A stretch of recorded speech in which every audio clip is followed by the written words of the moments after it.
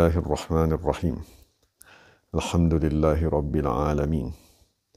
Wassalatu wassalamu ala sayyidil mursalin wa ala alihi wa sahbihi ajma'in. Rabbi shrah lana sudurana wa yassir lana umurana. Wahlul 'uqdatam min alsinatina yafqahu aqwalana. Wa thabbit aqdamana wa tammim taqsirana ya rabbana rabbal alamin. La hawla wa la quwwata illa billahil 'aliyyil 'azim. لا حول ولا قوة إلا بالله العلي العظيم لا حول ولا قوة إلا بالله العلي العظيم أما بعد اللهم صل وسلم وبارك على سيدنا محمد وعلى آل سيدنا محمد أستغفر الله الذي لا إله إلا هو الرحمن الرحيم الحي القيوم الذي لا يموت وأتوب إليه اللهم اغفر لنا. السلام عليكم ورحمة الله وبركاته. Jadi kita bersyukur kepada Allah Subhanahu Wa Taala kerana dapat sama-sama menyambung pengajian dalam kitab Qala'idul Jawahir yang dikarang oleh Syekh Muhammad ibn Yahya At-Tadafil Hanbali pada menyatakan riwayat hidup Sultanul Awliya Syekh Abdul Qadir Jailani radhiyallahu anhu. Ya, alhamdulillah sekarang kita dah sampai pada muka surat 58 daripada kitab yang dinyatakan tadi. Jadi untuk kita membaca kisah yang seterusnya yang dinyatakan oleh penulis, jadi insyaAllah pada hari ini kita akan merenung beberapa muqaddimah untuk kita tadi memahami dengan lebih jelas kisah yang akan dinyatakan oleh penulis kitab kita. Jadi muqaddimah tersebut pertama sekali kita ambil daripada firman Allah Subhanahu Wa Taala dalam surah An-Nahl ayat 8. Allah Subhanahu Wa Taala berfirman, "Wa yakhluqu ma la ta'lamun." Bermaksud Allah Subhanahu Wa Taala mencipta perkara yang tidak kamu ketahui. Jadi secara umumnya kita bahagikan kepada dua. Maksudnya makhluk yang Allah Subhanahu Wa Taala cipta di langit, dan kedua ialah makhluk yang Allah Subhanahu Wa Taala cipta di muka bumi.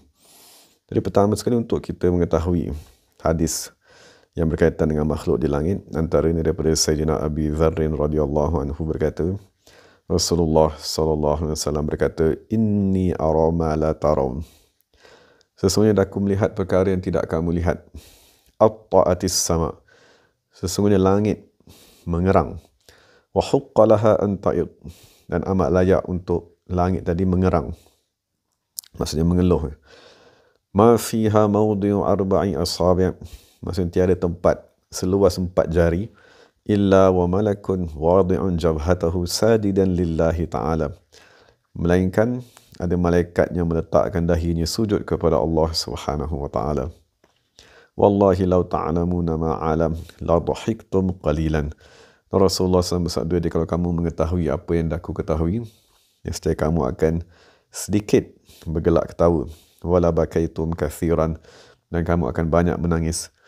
Wa ma talazzaztum bin nisa'i 'ala al-furush, dan kamu tidak akan merasai kelazatan bersama dengan isteri-isteri kamu di atas tempat tidur. Wala kharajtum ila as-su'udat, dan nescaya kamu akan keluar ke jalan-jalan. Taj'aruna ila Allah Ta'ala, menjerit meminta tolong daripada Allah Subhanahu Wa Taala. Jadi hadis tersebut diriwayatkan oleh Imam Tirmizi dan merupakan hadis yang hasan. Jadi daripada hadis tersebut kita fahami bahawa langit dipenuhi dengan makhluk Allah yang agung, iaitu malaikat, dan terdapat juga roh-roh nabi-nabi, orang soleh dan seumpamanya. Dan untuk kita mengetahui makhluk, maksudnya dalam ulama mensyarahkan firman Allah Ta'ala, wa yakhluqu ma la ta'lamun. Mereka juga menyebut tentang makhluk yang Allah Subhanahu Wa Ta'ala ciptakan di muka bumi. Antaranya daripada hadis Rasulullah sallallahu alaihi wasallam, baginda bersabda, "Khalaqallahu ta'ala ardan bayda mithla al-fiddah." Sesungguhnya Allah Subhanahu Wa Ta'ala menciptakan permukaan bumi yang putih seperti perak. Wa hiya qadru dunya 30 marrah, dan keluasannya sebesar keluasan dunia sebanyak 30 kali ganda. Wa biha umamun kathirah, dan pada kawasan tersebut terdapat makhluk yang amat banyak. La ya'sunallaha tarfata ain, tidak menderhakai Allah walaupun sekelip mata.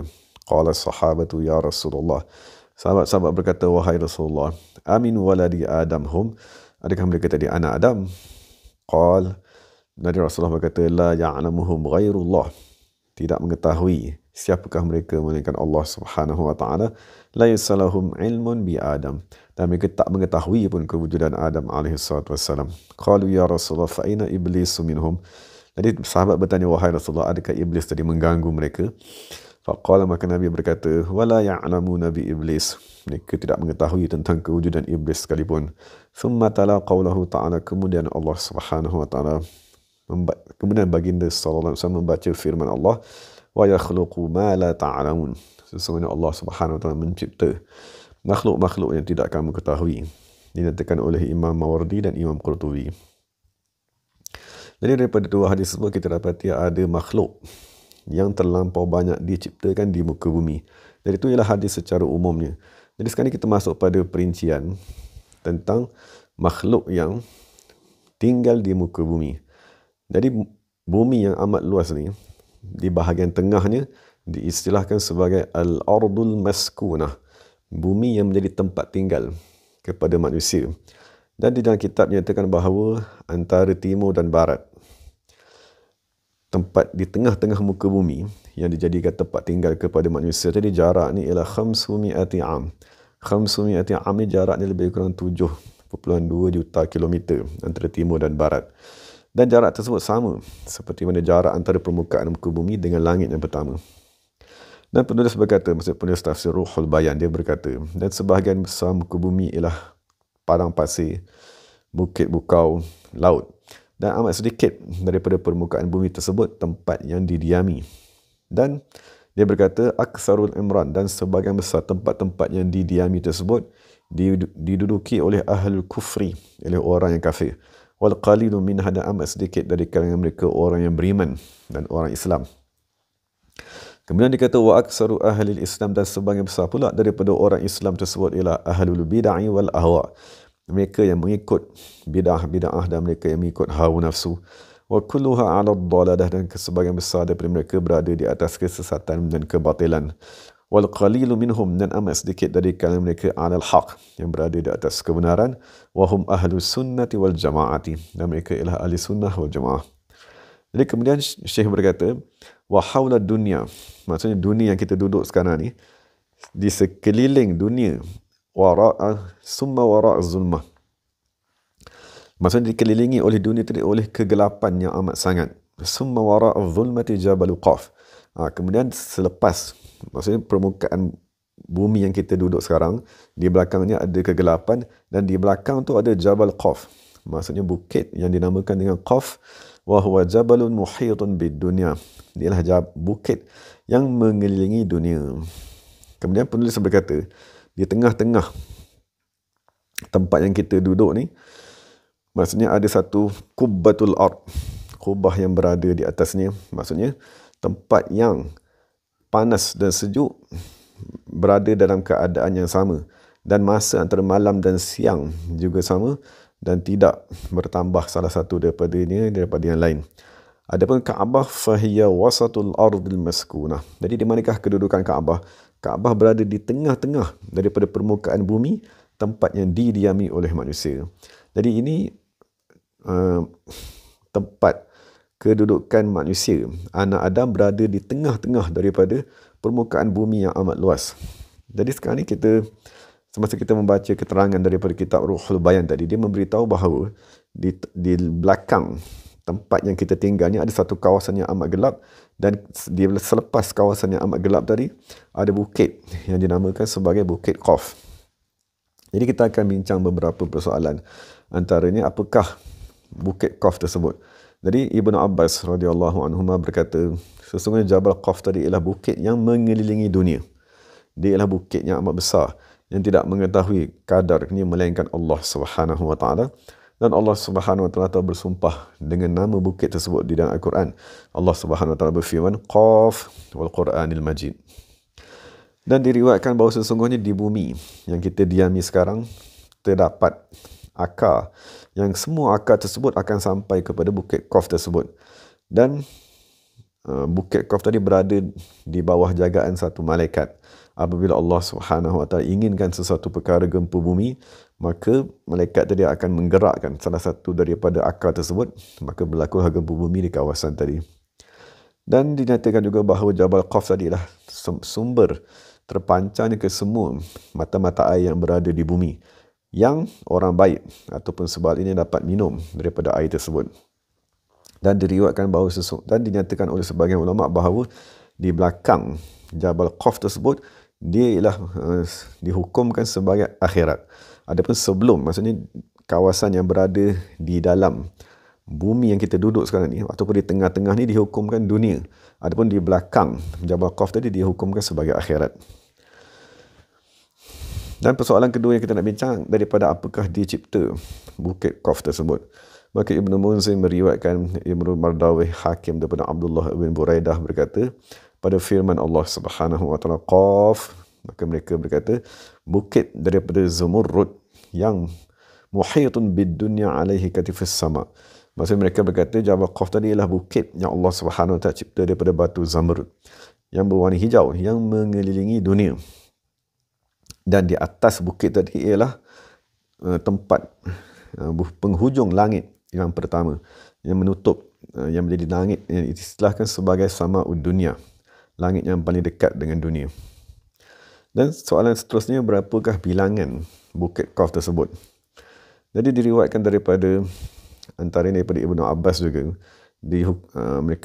dia berkata bahawa sesungguhnya di belakang, maksudnya bumi tempat tinggal kita sekarang ni, di belakangnya ada satu laut. Maksud satu riwayat tadi mengatakan kegelapan yang amat sangat, dan satu riwayat mengatakan di belakangnya ada satu laut yang mengelilingi dunia tempat tinggal kita sekarang, dan di belakang laut tersebut terdapat satu bukit yang diistilahkan sebagai Bukit Qaf. Kemudian di belakang Bukit Qaf tadi terdapat summa ardon, terdapat satu tanah lagi yang amat luas, summa bahran, kemudian terdapat laut yang amat luas, summa jabalan, kemudian terdapat satu lagi bukit. Dan setengah riwayat mengatakan itu ialah Bukit Qaf yang kedua. Wahakaza, dan begitulah hatta ada sab'an min kullin, sehingga perawi tadi yang meriwayatkan tadi Ibnu Abbas membilang sampai 7. Maksudnya ada 7 bukit, yang sebelumnya ada 7 laut, yang sebelumnya ada 7 bumi.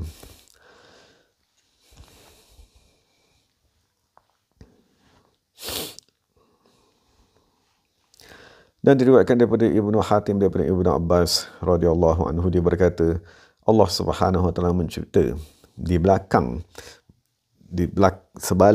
bumi tempat yang kita tinggal sekarang ni satu laut yang mengelilingi. Kemudian Allah Subhanahu Wa Taala mencipta di belakang daripada laut tersebut satu bukit yang dinamakan dengan Qaf. Was-sama'ud dunya mutarafrifatun alaihi, dan langit yang ada di atas kita sekarang ni, langit yang pertama berada di atas hujung Bukit Qaf tersebut. Kemudian Allah Subhanahu Wa Taala menciptakan di belakang Bukit Qaf tadi satu bumi seperti bumi yang kita duduk sekarang, seluas 7 kali ganda. Kemudian Allah mencipta di belakang ni satu laut yang amat luas. Kemudian Allah Ta'ala mencipta di belakang ni satu lagi bukit yang dinamakan dengan Qaf. Dan langit yang kedua duduk di atas Bukit Qaf tersebut, sehinggalah dia mengulang ayat tersebut sebanyak 7 kali. Maksudnya sebanyak 7 bumi yang berada, 7 permukaan tanah yang luas, ada terdapat di belakangnya 7 lagi laut, dan di belakangnya 7 bumi dan 7 langit yang berada di atas setiap bukit-bukit tersebut. Kemudian dia membaca firman Allah Subhanahu Wa Taala, wal bahru yamudduhu min ba'dihi sab'atu abhurin. Laut yang di belakang ni menambah lagi kepada laut tersebut 7 laut yang lain, dalam surah Luqman ayat 27. Jadi daripada beberapa riwayat tadi kita fahami bahawa Jabal Qaf yang dinyatakan oleh ulama radhiyallahu anhum, dia bukanlah satu, bahkan dia ada lingkaran yang pertama, lingkaran yang kedua, sampailah kepada 7 lapis. Dan setiap daripada lapisan-lapisan tersebut terdapat bumi dan laut yang amat luas. Kemudian persoalan yang kelima yang nak kita bincangkan, siapakah yang duduk di permukaan bumi yang berada di belakang Jabal Qaf tersebut? Dari satu riwayat ulama tafsir berkata, sesungguhnya Allah Subhanahu Wa Taala mencipta di belakang Jabal Qaf tersebut bumi yang berwarna putih yang jaraknya sepanjang 40 hari perjalanan matahari. Dan dalam riwayat ini nyatakan wabiha malaikatun, pada kawasan tersebut terdapat malaikat syakhisuna ilal arsh, malaikat yang berada di permukaan bumi, di belakang Jabal Qaf tersebut, syakhisuna ilal arsh, sentiasa memandang kepada arsh Allah Subhanahu wa taala. Setiap malaikat tadi tidak mengetahui pun siapa yang berada di sebelahnya, kerana amat gerun kepada Allah Subhanahu wa taala, dan mereka tidak pernah mengetahui tentang kewujudan Adam dan kewujudan iblis. Begitulah mereka sehingga hari kiamat. Itu riwayat pertama menyatakan bahawa yang berada di kawasan tersebut ialah malaikat. Dan riwayat daripada Abu Syekh daripada Ibn Abbas radhiyallahu anhuma, satu ketika Rasulullah SAW masuk ke dalam masjid dan kami sedang duduk dalam kumpulan-kumpulan. Kemudian berkata Rasulullah, apakah yang sedang kamu bincangkan? Maka sahabat berkata, kami berfikir pada matahari, bagaimanakah dia terbit, bagaimanakah dia tadi terbenam. Maka Rasulullah berkata, amat baik perkara yang kamu buat. Fikirlah pada makhluk, jangan sekali-kali kamu berfikir kepada Tuhan. Sesungguhnya Allah Subhanahu wa taala mencipta perkara yang dikehendaki. Kemudian Rasulullah berkata, tidakkah kamu merasa takjub dengan ciptaan Allah Subhanahu wa taala? Sesungguhnya Rasulullah berkata, di belakang Jabal Qaf tadi terdapat 7 laut, dan setiap laut tadi jaraknya ialah lebih 500 tahun perjalanan, dan di belakangnya terdapat 7 lagi bumi, yang bumi tadi mengeluarkan cahaya yang menyinari ahli-ahli kawasan tersebut. Dan di belakang daripada bumi tersebut, dan di belakang Jabal Qaf tadi terdapat 70,000 umat yang Allah Subhanahu wa taala ciptakan seperti mana rupa burung. Mereka tadi terbang di udara, tidak jemu, tidak berhenti daripada satu tasbih yang telah diajarkan kepada mereka. Dan di belakang daripada 70,000 umat tadi terdapat 70,000 umat yang lain yang diciptakan daripada angin. Makanan mereka daripada angin, pakaian mereka daripada angin, minuman mereka daripada angin, segala bekas berjana binatang mereka daripada angin dan seumpamanya. Dan mereka tadi setiap kali mereka tidur, apabila mereka bangun, rezeki telah wujud di hadapannya, dan mereka tadi kekal dalam keadaan demikian sehinggalah hari kiamat. Dan di belakang tadi terdapat naungan arash ataupun bayangan arash. Di bawah bayangan arash tersebut terdapat 70,000 lagi umat yang tidak mengetahui, yang mereka tidak pernah mengetahui Allah Subhanahu wa taala pernah mencipta Adam, mencipta anak Adam, iblis dan seumpamanya. Dan akhir sekali Ibn Abbas berkata, itulah makna firman Allah Subhanahu wa taala, wa yakhluqu ma la ta'lamun. Sesungguhnya Allah Taala mencipta perkara yang tidak kamu ketahui. Jadi difaham daripada riwayat yang kedua ni, terdapat makhluk yang dihukumkan sebagai umat, maksudnya tak dihukumkan mereka tadi sebagai malaikat yang hidup di atas permukaan bumi. Maksud permukaan bumi kita ni amat datar dan amat luas. Hanya Allah Subhanahu wa taala saja yang mengetahui, bukan seperti yang digambarkan bulat dan seumpamanya. Dan pada setiap lapisan-lapisan tersebut terdapat makhluk yang Allah Subhanahu wa taala ciptakan. Dan persoalan yang keenam, adakah pernah sampai kepada Bukit Qaf tersebut mana-mana manusia? Jadi diriwayatkan, maksudnya untuk sampai kepada Bukit Qaf tadi kita perlu melalui jalan yang amat gelap, kan, sampailah kepada bukit tersebut, dan jaraknya amat jauh. Jadi dalam satu riwayat dikatakan bahawa Iskandar Zulqarnain, Zulqarnain yang dinyatakan dalam surah Kahfi tadi, dia berjalan sehingga dia tadi sampai kepada satu bukit yang mengelilingi dunia. Maka tiba-tiba dia melihat malaikat memegang bukit tersebut, dan malaikat tadi bertasbih kepada Allah Subhanahu wa taala. Maka apabila Zulqarnain melihat malaikat tersebut, maka dia tadi terus tersungkur sujud kepada Allah dan tidak mengangkat kepalanya, sehingga Allah memberi kekuatan kepadanya untuk memandang kepada bukit dan malaikat tadi. Kemudian malaikat tadi berkata kepadanya, bagaimanakah kamu mampu untuk sampai kepada kawasan ini? Padahal tidak pernah ada seorang pun anak Adam yang pernah sampai ke kawasan ini sebelum kamu. Maka Zulqarnain berkata, yang memberi kekuatan kepada kamu untuk memegang bukit ini, itulah juga yang memberi kekuatan kepadaku untuk sampai kepada bukit ini. Maka malaikat tadi berkata, aku ialah malaikat yang diwakilkan menjaga bukit ini, iaitu Bukit Qaf yang mengelilingi bumi. Kalaulah tidak kerana ada bukit Jabal Qaf tadi tu, Bukit Qaf tadi, nescaya bumi tidak akan bergoncang dan terbalik ke atas penduduknya.